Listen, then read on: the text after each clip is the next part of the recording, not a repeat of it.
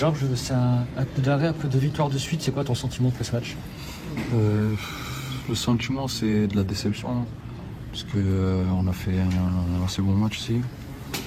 Alors voilà, on a manqué un peu devant le but. Voilà, dans le dernier geste, dans la dernière passe. On a perdu quelques ballons avec voilà, ça paye cash. On sait très bien que la Ligue 1 ça va vite. On perd des ballons dans notre moitié de terrain. Mais bon, c'est comme ça maintenant. Voilà, c'est un petit coup d'arrêt, mais rien n'est fait. On sait qu'il reste beaucoup de matchs et il faut pas tout donner pour prendre le maximum de points. Tu as le sentiment qu'il y avait de la place ce soir? Ouais, il y avait la place, on aurait pu marquer, même moi j'aurais pu marquer le deuxième but. Mais voilà, le gardien adverse fait un bon arrêt. Il en reste beaucoup. Et voilà, c'est comme ça se joue sur des petits détails. C'est l'ambiance dans le vestiaire après cette défaite, elle était comment?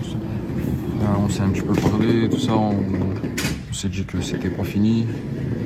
Voilà, ils sont toutes les équipes devant nous et ils sont sur notre portée. Et puis voilà, il faut pas baisser les bras. On restait sur 2 victoires d'affilée et il faut remonter la tête et refaire des matchs comme ça avec des victoires. Voilà. Est-ce que le coup d'arrêt, ça te semble un peu dur parce que vous avez eu des situations, des occasions, vous êtes revenu au score. Dans le contenu, il y a eu des choses. Hein. Ouais, c'est ce que j'ai dit, c'est ça. Voilà, on a eu des trucs, des occasions, on est revenu au score.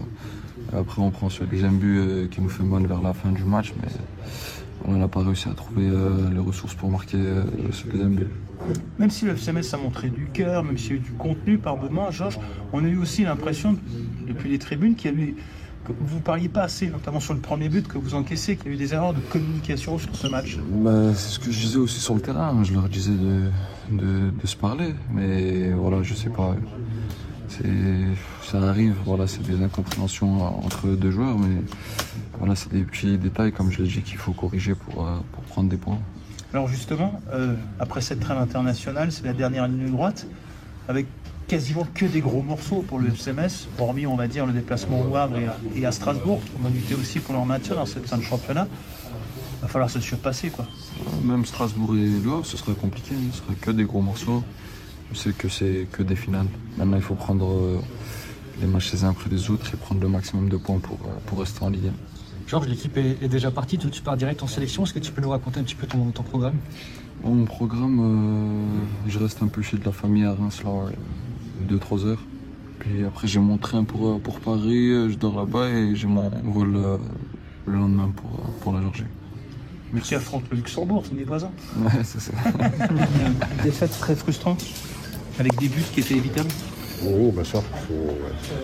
C'est le constat qu'on peut avoir aujourd'hui. Parce après, moi, j'ai pas vu à titre personnel le deuxième but, mais sur le premier, c'est sûr qu'on sait qu'on fait une petite erreur. Mais voilà, après, on a montré quand même de l'envie.